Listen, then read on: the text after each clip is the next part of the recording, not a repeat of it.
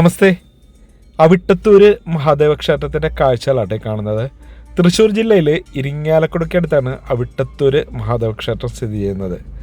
Archaeological survey of ഇന്ത്യയുടെ കീഴിലുള്ള ക്ഷേത്രമായതുകൊണ്ട് തന്നെ ക്ഷേത്രത്തിൻ്റെ ഉള്ളിലെ കാഴ്ചകളൊന്നും നമുക്ക് വീഡിയോ എടുക്കാൻ സാധിക്കില്ല. കൂടാതെ തന്നെ ക്ഷേത്രത്തിന് തൊട്ടടുത്തൊന്നും ഡ്രോൺ ഫ്ലൈ ചെയ്യിക്കാനുള്ള അനുമതിയുമില്ല. അതുകൊണ്ട് ക്ഷേത്രത്തിൻ്റെ അടുത്തു നിന്നും വളരെ ദൂരെ മാറിയാണ് ഞാൻ ഈ ഡ്രോൺ പറപ്പിക്കുന്നത്. തൃശ്ശൂർ ജില്ലയിലെ ഇരിങ്ങാലക്കുടയ്ക്കടുത്തുള്ള അവിട്ടത്തൂര് മഹാദേവ ക്ഷേത്രത്തിൻ്റെ വിശേഷങ്ങളും കാഴ്ചകളും കാണാം. ഈ ഒരു പുതിയ വീഡിയോയിലേക്ക് എല്ലാവർക്കും സ്വാഗതം. ചാലക്കുടിയിൽ നിന്ന് ഏകദേശം 14 കിലോമീറ്ററും ഇരിങ്ങാലക്കുടയിൽ നിന്ന് 7 കിലോമീറ്ററും മാറി അവിട്ടത്തൂർ എന്ന ഗ്രാമത്തിലാണ് ഈ ക്ഷേത്രം സ്ഥിതി ചെയ്യുന്നത്. ഈ ക്ഷേത്രത്തിന് ഒരു മഹാക്ഷേത്രത്തിൻ്റെതായ എല്ലാ പ്രൗഢിയുമുണ്ട്. ക്ഷേത്രത്തിൻ്റെ നിർമ്മാണ ശൈലി പ്രാചീനത വിളിച്ചറിയിക്കുന്നു. പരശുരാമൻ സ്ഥാപിച്ചു എന്ന് വിശ്വസിക്കപ്പെടുന്ന 108 ശിവക്ഷേത്രങ്ങളിലൊന്നാണ് അവിട്ടത്തൂർ മഹാദേവ ക്ഷേത്രം. ക്ഷേത്രത്തിൻ്റെ ചരിത്രം പരിശോധിക്കുകയാണെങ്കിൽ അവിട്ടത്തൂർ ഗ്രാമത്തിലെ 28 ഇല്ലക്കാരുടേതായിരുന്നു ഈ ക്ഷേത്രം. ഇന്ന് അതിൽ മിക്ക ഇല്ലങ്ങളുമില്ല. പരശുരാമൻ പ്രതിഷ്ഠ നടത്തിയെന്ന് വിശ്വസിക്കപ്പെടുന്ന ഈ ക്ഷേത്രത്തിൽ പിന്നീട് അഗസ്ത്യമുനി സാന്നിധ്യം ചെയ്ത് ഗ്രാമവാസികൾക്ക് നിർദ്ദേശം നൽകി ക്ഷേത്രത്തിലെ ആചാരാനുഷ്ഠാനങ്ങൾക്ക് രൂപം നൽകിയതാണെന്നും പറയപ്പെടുന്നു. പ്രസിദ്ധമായ അവിട്ടത്തൂർ ശാസനം ക്ഷേത്രത്തിൻ്റെ പ്രാചീനതയിലേക്കാണ് വിരൽ ചൂണ്ടുന്നത്. നമുക്ക് അവിട്ടത്തൂർ ശാസനം എന്താണെന്ന് നോക്കിയാലോ. ഇരിങ്ങാലക്കുടയ്ക്കടുത്തുള്ള അവിട്ടത്തൂരിലെ താഴെക്കാട്ടുപള്ളിയിൽ സ്ഥാപിക്കപ്പെട്ട ശാസനം. ഊരിൻ്റെ ഭരണത്തിൽ പൊതുവാളിനെയും ഊരാളന്മാരെയും നിയന്ത്രിക്കുന്നതാണ് വിഷയം. കുലശേഖര രാജാവ് കോതരവിയുടെ ഈ ലിഖിതത്തിൽ, അതായത് AD 917 ലിഖിതത്തിൽ ചേരമാൻ മാധവിയുടെ ചേരിക്കൽ നിലം അഥവാ രാജഭൂമി അവിട്ടത്തൂർ ക്ഷേത്രത്തിലേക്ക് ചേരുമ്പോൾ ചെയ്ത വ്യവസ്ഥകളാണ് കടക്കൊട്ട് കച്ചം എന്നറിയപ്പെടുന്ന ഈ വ്യവസ്ഥകൾ. ഈ വ്യവസ്ഥകളാൽ ഊരാളർക്ക് കർശനമായ നിയന്ത്രണങ്ങളുണ്ട്. താഴേക്കാട്ട് ശിവക്ഷേത്രത്തിലെ ഊരാളരെയാകാം പരാമർശിക്കുന്നതെന്നും അഭിപ്രായങ്ങളുണ്ട്. മൂഴിക്കുളം കച്ചം പോലെയുള്ള ചട്ടങ്ങളാണ് കടക്കൊട്ട് കച്ചവും. ആയിരവർ എന്ന ഊരിൻ്റെ ഭരണകാര്യങ്ങളിൽ ഊരാളരും പൊതുവാളും ഇടപെട്ടുകൂടുന്നും കൽപ്പനയിലുണ്ട്. ഇപ്പം ക്ഷേത്രത്തിൽ പുനരുദ്ധാരണം നടക്കണുണ്ട്. അതായത് കലശമാണ് ഏപ്രിൽ 14 മുതൽ 26 വരെ. അപ്പോൾ ക്ഷേത്രത്തിൻ്റെ പണി നടക്കുന്നതുകൊണ്ട് 9:30 നട അടയ്ക്കും കേട്ടോ. ഞങ്ങൾ വന്നപ്പോൾ കുറച്ച് ലേറ്റായി, അതുകൊണ്ട് അകത്ത് കയറാൻ പറ്റിയില്ല. അപ്പോൾ അവിട്ടത്തൂർ മഹാദേവ ക്ഷേത്രത്തിൽ വരുന്നവർ മാക്സിമം നേരത്തെ വരാൻ നോക്കുക. ഗൂഗിളിൽ കാണിച്ചിരിക്കുന്നത് 10:30 വരെ എന്നാണ്, പക്ഷെ ഇവിടെ എഴുതി വെച്ചിരിക്കുന്നത് 10 മണിയാണ്. നിലവിൽ 9:30 നട അടയ്ക്കും കേട്ടോ. അപ്പോൾ ഇനി ഒരിക്കൽ കൂടി വരണം. ഞാൻ പണ്ട് എപ്പോഴോ ഒരിക്കൽ മാത്രമേ ഈ ഒരു ക്ഷേത്രത്തിൽ വന്നിട്ടുള്ളൂ. അന്ന് വന്നപ്പോൾ എനിക്ക് അകത്ത് കയറാനും പറ്റിയില്ല. ഞാൻ സത്യം പറഞ്ഞാൽ നമ്മുടെ തൊട്ടടുത്ത് തന്നെ ആയിട്ടും എനിക്ക് അകത്ത് കയറി തൊഴാൻ പറ്റാത്തൊരു ക്ഷേത്രമാണ് നമ്മുടെ അവിട്ടത്തൂർ മഹാദേവ ക്ഷേത്രം എന്ന് പറയുന്നത്. വലിയ വട്ടശ്രീകോവിലൊക്കെ ആയിട്ടുള്ള ഗംഭീര ക്ഷേത്രമാണ്. 2000 വർഷത്തെ പഴക്കമുള്ള ക്ഷേത്രമെന്ന് പറയണേ. പരശുരാമൻ പ്രതിഷ്ഠ നടത്തിയ കേരളത്തിലെ 108 ശിവക്ഷേത്രങ്ങളിലൊന്നാണ് അവിട്ടത്തൂർ മഹാദേവ ക്ഷേത്രം. കൂടാതെ തന്നെ അഗസ്ത്യമുനിയുടെ ഒരു പ്രതിഷ്ഠ കൂടിയുണ്ട് ഈ ക്ഷേത്രത്തിൽ. അത് ക്ഷേത്രത്തിൻ്റെ പുറത്താണ് ഉള്ളത്. അതും എല്ലാ ദിവസവും പൂജ ചെയ്യുന്നതാണ്. പടിഞ്ഞാറോട്ട് ദർശനമായിട്ടാണോ അവിട്ടത്തൂർ മഹാദേവ ക്ഷേത്രത്തിൽ പ്രതിഷ്ഠ ഇരിക്കുന്നത്. കിരാതമൂർത്തി ഭാവത്തിലാണ്. സാമാന്യം വലിയ 2 നില വട്ടശ്രീകോവിലാണ് ക്ഷേത്രത്തിന്. പടിഞ്ഞാറോട്ട് ദർശനമായി രൗദ്രഭാവത്തിലാണ് ഭഗവാൻ ഇവിടെ വാഴുന്നത്. ശ്രീകോവിലിൽ കാണുന്ന വലിയ ശിവലിംഗം കിരാതമൂർത്തി സങ്കല്പത്തിലാണ് ആരാധിക്കുന്നത്. എന്നാലും ദക്ഷിണാമൂർത്തി, ഉമാമഹേശ്വരൻ എന്നീ ഭാവങ്ങളും ഇവിടുത്തെ പ്രതിഷ്ഠയ്ക്കുണ്ട്.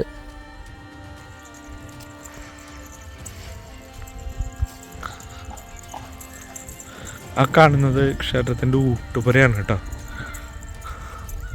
ക്ഷേത്രത്തിലെ ഉപദേവതാ പ്രതിഷ്ഠകളായി ഗണപതിയും നാഗരാജാവും നാഗയക്ഷിയും അയ്യപ്പസ്വാമിയും നന്ദിയുമാണുള്ളത്.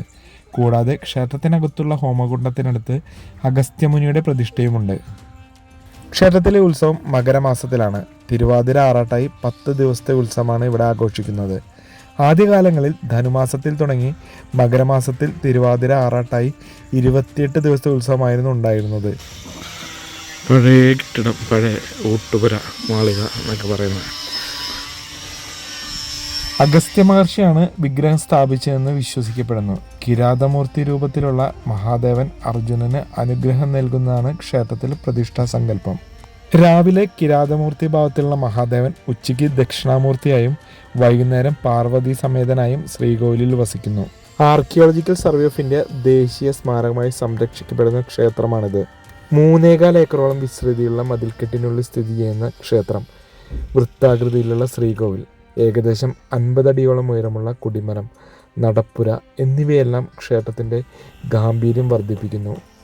ശ്രീകോവിലിന് ചുറ്റുമുള്ള തൂണുകളിൽ ധാരാളം ശില്പങ്ങളുണ്ട്.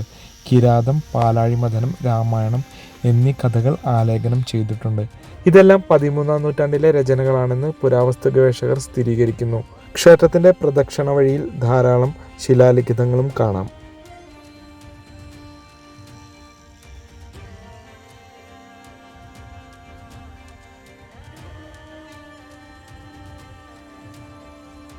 നമ്മളിങ്ങനെ ക്ഷേത്രത്തിൽ നിന്ന് ഇറങ്ങുമ്പോഴാണ് കുറച്ചങ്ങോട്ട് മുൻപിലായിട്ട് അവിടെ വലത് ഭാഗത്ത് അഗസ്ത്യമുനിയുടെ പ്രതീക്ഷയുള്ളത് കേട്ടോ.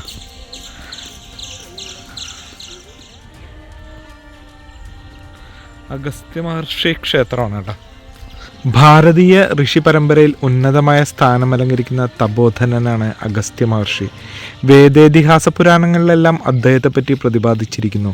തമിഴ് ഭാഷയുടെയും സിദ്ധവൈദ്യത്തിൻ്റെയും ജ്യോതിഷത്തിൻ്റെയും ആചാര്യനായി ആരാധിച്ചു പോരുന്നത് കുംഭസംഭവനായ അഗസ്ത്യരെ തന്നെയാണ്. ദേവാസുര യുദ്ധത്തിൽ സമുദ്രത്തിനടിയിൽ ഒളിച്ചിരുന്ന അസുരന്മാരെ പുറത്തെടുക്കാൻ തൻ്റെ തപശക്തി കൊണ്ട് അഗസ്ത്യർ സമുദ്രം വരെ കുടിച്ചുകൊത്തിച്ചു. ഉയർന്നു പൊങ്ങിയ വിന്ധ്യപർവ്വതത്തെ താഴ്ത്തിയാണ് അഗസ്ത്യർ ഭാരതത്തിൻ്റെ തെക്കു ഭാഗത്തെത്തിയെന്ന് പറയപ്പെടുന്നു. തുടർന്നുള്ള അദ്ദേഹത്തിൻ്റെ പ്രവർത്തന മണ്ഡലം തമിഴ്നാടും കേരളവും അടങ്ങുന്ന പ്രദേശങ്ങളിലായിരുന്നു. അവിട്ടത്തൂർ ഗ്രാമവും അഗസ്ത്യ മഹർഷിയുടെ പാദസ്പർശത്താൽ അനുഗ്രഹീതമായിട്ടുണ്ട്. അതിനാൽ ഇവിടം അഗസ്ത്യപുത്തൂർ അഥവാ അവിട്ടത്തൂർ എന്നറിയപ്പെടുന്നു.